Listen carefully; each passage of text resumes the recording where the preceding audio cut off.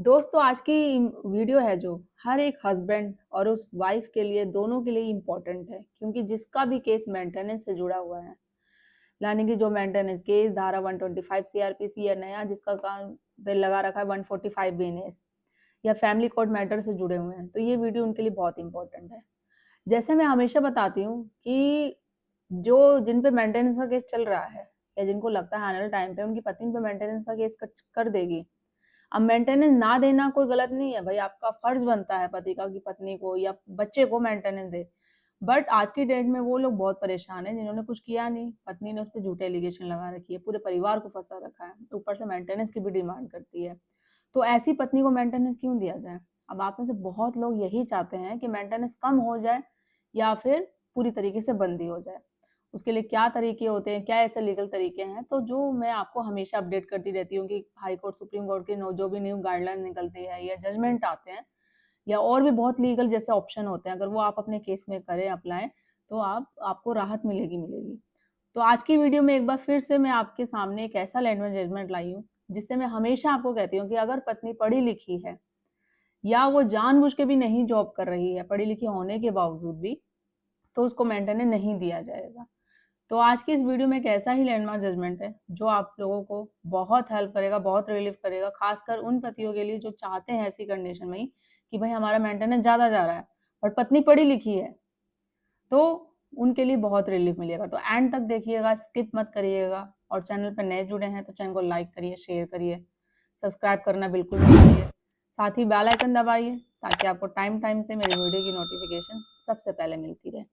अब दोस्तों बात करते हैं एक बहुत बड़ा, जैसे कि ले लो फैसला जो इलाहाबाद हाई कोर्ट ने किया है। जिस जजमेंट के बारे में बात कर रही हूँ जो इलाहाबाद हाई कोर्ट का है, जिसमें कोर्ट ने साफ क्या कहा है कि मैं बताती हूँ, जो मेन पॉइंट है आप डिटेल्स में पढ़ लीजिएगा। जो इस केस का टाइटल है, जो जजमेंट का नेम, वो मैं डिस्क्रिप्शन में शेयर कर लूंगी। आप नॉर्मली है जो गूगल से डाउनलोड करेंगे आपको मिल जाएगा, या मैं लिंक भी शेयर कर दूंगी आपको।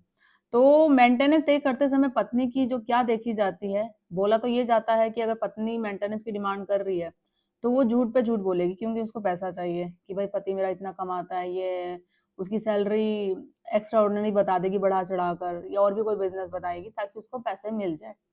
बट मेंटेनेंस करते समय सिर्फ कोर्ट है जो पति की ही नहीं जॉब देखता है, उसकी सैलरी नहीं देखता है, उसकी लाइबिलिटी नहीं पत्नी की ही भी देखता है, लाइक उसकी क्वालिफिकेशन क्या है पत्नी की, उसका जॉब एक्सपीरियंस, उसकी अर्निंग कैपेसिटी को इग्नोर नहीं किया जा सकता है। तो कोर्ट ये सारी चीजें देखती है मेंटेनेंस डिसाइड करते समय।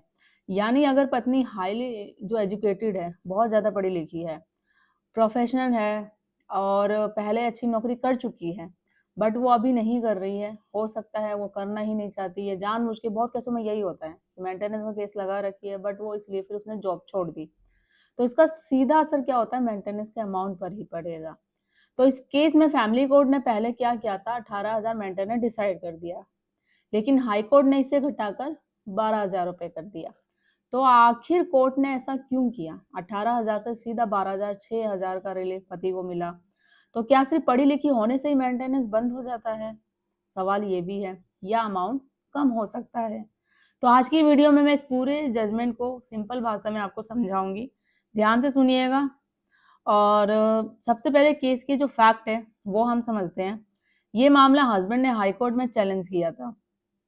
पति भारतीय सेना में सूबेदार के पद पर कार्यरत था। फैमिली कोर्ट मणिपुर ने फरवरी 2025 में एक ऑर्डर पास किया था जिसमें पति को अपनी पत्नी को मेंटेनेंस देने का आदेश दिया गया। कोर्ट ने कहा था कि पति पत्नी को 12,000 प्रति माह एप्लीकेशन डेट से देगा और बाद में ऑर्डर के अनुसार बढ़ाकर उसे 18,000 रुपए कर दिया जाएगा प्रति माह, मंथली। तो पति ने इस आदेश को इलाहाबाद हाई कोर्ट में चैलेंज किया। पति का कहना था कि पत्नी कोई सामान्य स्थिति में नहीं है, बल्कि वह क्वालिफाइड रेडियोलॉजिस्टिक है, यानी हाईली स्किल्ड मेडिकल प्रोफेशनल है वो।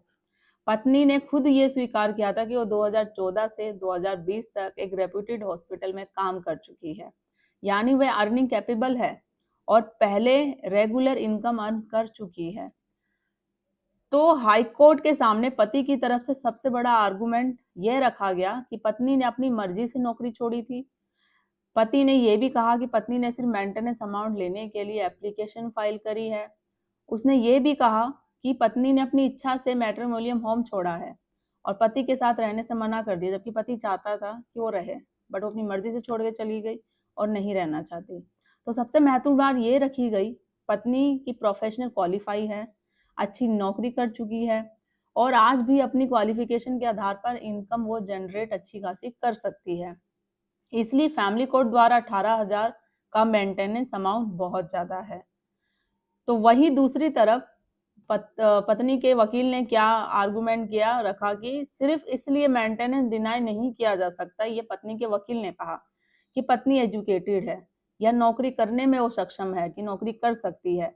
पत्नी के वकील ने यह भी बताया कि पति की मंथली सैलरी है कि 70,000 है। उसने ये बताया कि पति की जो उसकी मंथली सैलरी 70,000 है, इसलिए पत्नी को डिग्निफाइड स्टैंडर्ड ऑफ लिविंग मिलना चाहिए। बिल्कुल उन्होंने यह पॉइंट भी रखा कि क्वालिफिकेशन होना और एक्चुअल इनकम अर्न करना दोनों अलग अलग बात होती है।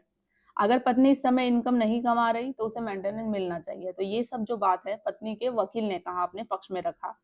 अब सबसे इम्पोर्टेंट पार्ट ये आता है कि हाई कोर्ट ने फिर क्या कहा इस पे, क्या उसका हाई कोर्ट का फैसला था। तो इलाहाबाद हाई कोर्ट ने बहुत ही बैलेंस एंड ऑब्जर्वेशन दी। कोर्ट ने साफ कहा कि सिर्फ इस आधार पर मेंटेनेंस पूरी तरह डिनाई नहीं किया जा सकता कि पत्नी जॉब कैपेबल है, कि वो जॉब कर सकती है। लेकिन साथ ही कोर्ट ने यह भी कहा कि मेंटेनेंस अमाउंट तय करते समय पत्नी की education qualification, professional skill, previous employment, मतलब वो पहले जॉब कर चुकी है और अर्निंग उसकी कैपेसिटी है कि वो आने वाले टाइम में भी अभी भी जॉब कर सकती है, को बिल्कुल इग्नोर नहीं किया जा सकता। इन सब बातों को इग्नोर कोर्ट नहीं कर सकती है। तो कोर्ट ने माना कि एक क्वालिफाई रेडियोलॉजिस्ट और उसने कई वर्षों तक हॉस्पिटल में काम किया है, इसलिए उसकी अर्निंग कैपेसिटी को देखते हुए मेंटेनेंस अमाउंट तय किया जाना चाहिए, इसको हम इग्नोर नहीं कर सकते।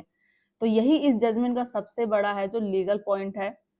तो इन्हीं ग्राउंड को देखते हुए इलाहाबाद हाई कोर्ट ने फैमिली कोर्ट का ऑर्डर है जो मॉडिफाइड किया और कोर्ट ने 18,000 पर मंथली जो अमाउंट को घटाकर 12,000 मंथली कर दिया, मतलब सीधा 6,000 का। तो यानी मेंटेनेंस बंद नहीं हुआ, लेकिन अमाउंट है जो रिड्यूस कर दिया गया। ये हस्बैंड साइड के लिए एक बहुत बड़ी राहत मानी है जा रही है। अब प्रैक्टिकल पॉइंट समझिए कि है क्या।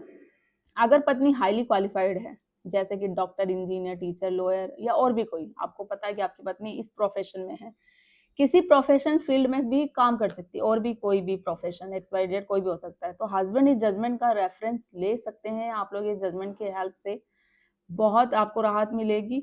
इस जजमेंट के बेसिक पे ये आर्ग्यू किया जा सकता है कि जो पत्नी की अर्निंग कैपेसिटी को कंसीडर किया जाए, उसको इग्नोर ना किया जाए। जैसे इस हस्बैंड ने फाइट किया, सारी चीजें हुई, तो आप लोग जजमेंट पढ़ रहे, मैं कर रही हूँ, ताकि आप लोगों को भी हेल्प मिल सके। तो जब वो फाइट कर सकता है, अपनी मेंटेनेंस का अमाउंट को घटा सकता है, तो आप क्यों नहीं कर सकते हैं। लेकिन ध्यान आपको ये रखना है, इसका मतलब ये नहीं है कि हर केस में मेंटेनेंस जीरो ही हो जाएगा ना। कोर्ट हर एक केस को फैक्ट और क्या उसके अनुसार ही अमाउंट तय कर सकती है, एविडेंस के आधार पर। तो दोस्तों ये था इलाहाबाद हाईकोर्ट का एक नया और महत्वपूर्ण जजमेंट, जो आई थिंक पतियों के लिए बहुत ही रिलीफ देगा मेंटेनेंस के अमाउंट में। तो आपकी क्या राय है कमेंट में जरूर करिएगा। इलाहाबाद हाईकोर्ट का कैसा ये फैसला लगा आपको, कमेंट में जरूर करके बताइएगा। तो क्या क्वालिफाई और अर्निंग कैपेबल वाइफ को मेंटेनेंस मिलना चाहिए या नहीं, कम होना चाहिए, तो वो भी अपनी राय जरूर बताइएगा। तो ज़्यादा लोग तो शेयर कर दीजिए, चैनल को सब्सक्राइब करिए। जल्दी मिलती हूँ मैं कैसे इन्फॉर्मेटिव वीडियो के साथ, तब तक के लिए थैंक यू।